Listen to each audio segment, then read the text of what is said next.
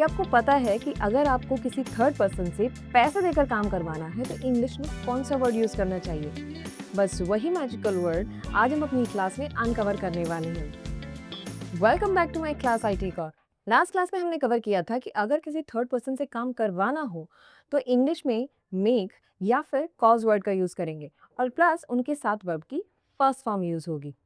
लेकिन अपनी last class में हमने ये डिस्कस नहीं किया था कि अगर किसी थर्ड पर्सन से पैसे देकर काम करवाना है तब कौन सा वर्ड यूज होगा।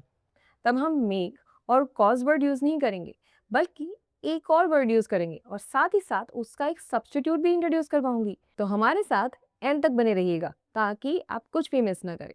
लेकिन उससे पहले एक रिक्वेस्ट कि अगर आप मेरे चैनल पर नए हैं so please subscribe my channel and access my playlist, ताकि अब तक जितने कॉन्सेप्ट हमने कवर किए हैं उसका बेनिफिट्स आप भी ले सकें। स्टार्ट करते हैं हमारा आज का कॉन्सेप्ट। अपनी लास्ट क्लास में हमने कवर किया था मेक और कॉज का यूज।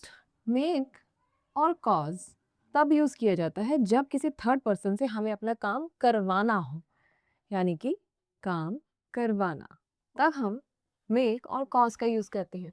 फॉर्मेशन इसका साथ में करेंगे क्योंकि एग्जांपल्स दोनों के होमवर्क में मैंने सेम दिए थे, तो इनका फॉर्मेशन देख लिखे हुए हैं। पहले मेक का देखते हैं। जब भी मेक का फॉर्मेशन होगा तब होगा मेक, यानी मेक करवाने के सेंस में आएगा और साथ ही साथ इसमें वर्ब की फर्स्ट फॉर्म आएगी। और कॉज का फॉर्मेशन थोड़ा सा डिफरेंट था। कॉज प्लस साथ में टू और प्लस वर्ब की फर्स्ट फॉर्म। ये भी बताया था कि मेक और कॉज दोनों ही टेंस के हिसाब से या फिर ऑक्सिलरी वर्ब के हिसाब से चेंज होंगी, लेकिन उनके साथ हमेशा वर्ब की फर्स्ट फॉर्म ही आएगी। ठीक है, एग्जाम्पल वही देख लेते हैं जो होमवर्क में दिए थे। तुम्हें उससे पढ़ाई करवानी चाहिए। चाहिए कौन सा ऑक्सिलरी वर्ब अट्रैक्ट हो रहा है इसमें, शुड या फिर मस्ट? क्योंकि एडवाइस के सेंस में है इसलिए शुड का यूज करेंगे। You should make him study. बताया था शुड के साथ हमेशा वर्ब की फर्स्ट फॉर्म होती है, तो मेक वर्ब की फर्स्ट फॉर्म आई। और जब भी मेक यूज होगा क्या होगा, जो सेकंड वर्ड है या सेकंड वर्ब है वो भी फर्स्ट फॉर्म का ही होगा। दूसरा एग्जांपल भी देख लेते हैं। क्या उसने तुमसे पत्र लिखवाया? तब क्या होगा, पास्ट की बात हो रही है। लिखवाया तब क्या यूज होगा, did. Did he make you write letter?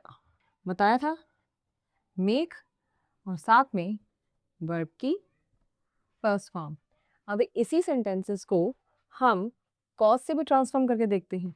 You should cause him to study. जब हमने कॉज यूज किया तो वर्ब की फर्स्ट फॉर्म से बिल्कुल डायरेक्ट पहले, यानी कि सेकंड सब्जेक्ट के बाद, और वर्ब की फर्स्ट फॉर्म से पहले टू का यूज हुआ है, जैसा कि मैंने फॉर्मेशन में बताया है।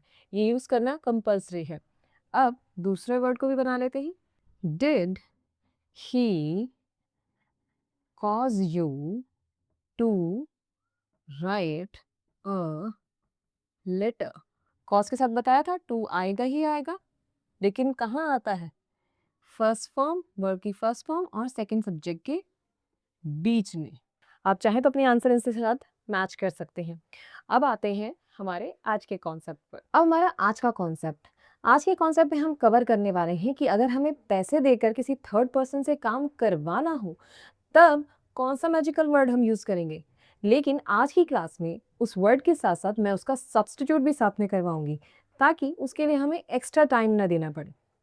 तो वो मैजिकल वर्ड है गेट। यानी कि अगर किसी से पैसे देके काम करवाना हो तो हम गेट का यूज करते हैं। एक और चीज़ यहाँ बताना चाहती हूँ कि इंग्लिश कम्युनिकेशन में गेट का यूज़ बहुत वाइड है और ये सिर्फ उसका एक सिंपल यूज़ है। आगे चल के मैं आपको गेट के बहुत सारे यूज़ बताने वाली हूँ, तो हमारे साथ हमारी अल्फ़ा इंग्लिश कोर्स की जर्नी में बने रहिएगा।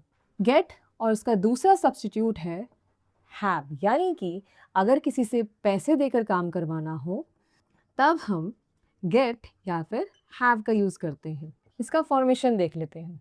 जब भी सेंटेंस में हम गेट या फिर हैव का यूज़ करेंगे पैसे देकर करवाने के सेंस में, तब दोनों के साथ ही वर्ब की थर्ड फॉर्म यूज होगी। एक एग्जांपल से देखते हैं इसको। मैंने अपनी कार की मरम्मत करवाई। करवाई है यानी कि एंड में ई ए आ की साउंड हो तो कौन सा टेंस है ये है सिंपल पास्ट टेंस। और जब भी सिंपल पास्ट टेंस होता है उसके साथ क्या ऐड ऑन होता है, कोई हेल्पिंग वर्ब ऐड ऑन नहीं होती बल्कि वर्ब की सेकंड फॉर्म आती है। तो जैसे मेक और कॉज का यूज था सेंटेंस के हिसाब से उसका चेंज हो जाना, वैसे ही गेट और हैव का यूज भी है इसमें। तो पहले इसको गेट से बना के देखते हैं। क्योंकि ये सिंपल पास्ट टेंस है इसलिए इसमें वर्ब की सेकंड फॉर्म आएगी। So I got my car repaired. देखा आपने, गेट की जगह पे क्या हो गया, वर्ब की सेकंड फॉर्म आ गई। आई got my car repaired, verb की थर्ड फॉर्म। अगर ये सेम ऑप्शन मैं हैव से कन्वर्ट करूं तो वो भी देख लेते हैं। हैव की सेकंड फॉर्म क्या है, had. So I had my car repaired. इस एग्जाम्पल को देखिए, यहाँ हैव की सेकंड फॉर्म यूज हुई है क्योंकि ये सिंपल पास्ट टेंस का एग्जाम्पल था और साथ ही साथ वर्ब की थर्ड फॉर्म। और इस सेंटेंस से पता चल रहा है कि आपने पैसे देकर अपनी कार रिपेयर करवाई। अब हमारा एक और एग्जाम्पल देख लेते हैं। हम हर साल दिवाली पर अपने घर का रंग रोगन करवाते हैं। ये तो जाहिर सी बात है, अगर आप रंग रोगन करवाओगे तो आपको पैसे तो खर्च करने ही हैं। तो अब इसको पहले गेट से बनाते हैं।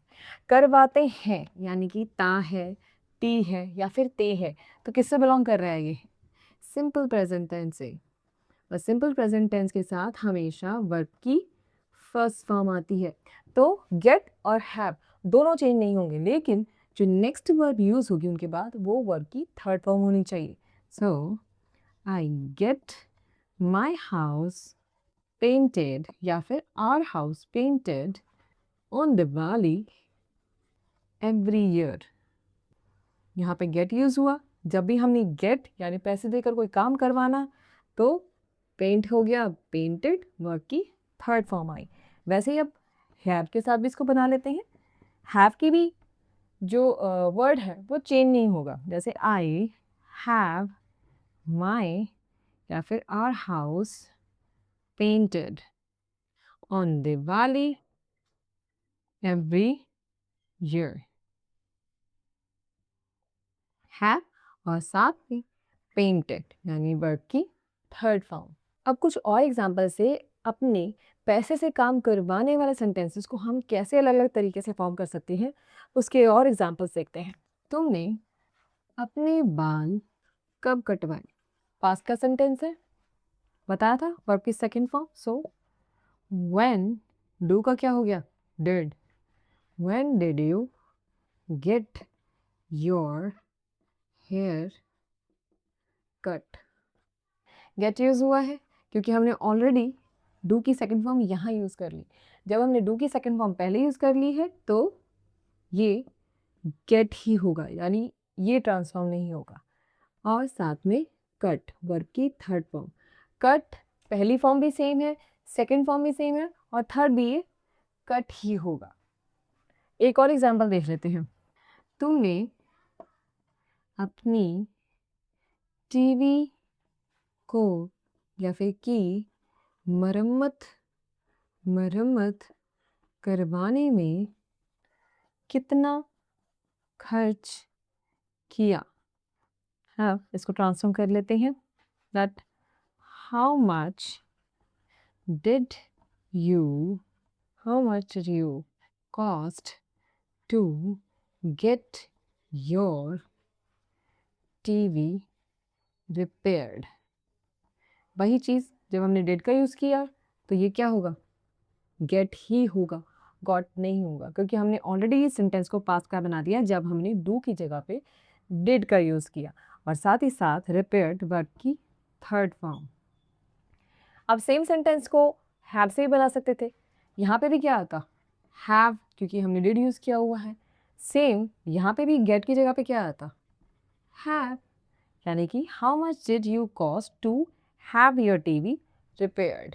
इन दोनों सेंटेंसेस को नोट डाउन कर लीजिए। ये सेंटेंसेस हमारे आज के कॉन्सेप्ट से रिलेटेड आपके लिए होमवर्क है। तो इन दोनों सेंटेंसेस को गेट और हैव में खुद ट्रांसफॉर्म कीजिए, और होमवर्क से रिलेटेड कोई भी डाउट्स हैं तो कमेंट से मेंशन करना मत भूलिएगा। अब हैं हम अपने लेक्चर के रैपिंग पार्ट पे, यानी कि वोकैबुलरी ऑफ द डे। आज का वोकैबुलरी ऑफ द डे है प्रोफाउंड। हिंदी में इसका मीनिंग है गहरा या फिर गंभीर। इंग्लिश में इसका मीनिंग है इंटेंस या फिर वेरी ग्रेट। एग्जाम्पल भी देख लेते हैं इसका। इस किताब ने मेरे सोचने के तरीके पर गहरा प्रभाव डाला। अब इसको ट्रांसफॉर्म कर लेते हैं। That this book had a profound impact on my way of thinking. I hope next time अगर कोई प्रोफाउंड वर्ड का यूज़ करे तो आपको उसका मीनिंग पता होगा। अब अपना कॉन्सेप्ट यहीं पे ख़त्म करते हैं। आई होप आज के कॉन्सेप्ट से रिलेटेड आपको कोई डाउट्स नहीं रहे होंगे। फिर भी कुछ है so you know how you can catch up with me through your comments. तो इसी नोट पर keep listening, keep reading, keep practising. Don't forget to like, share and subscribe, and we will see you in our next video. Till the time, bye bye.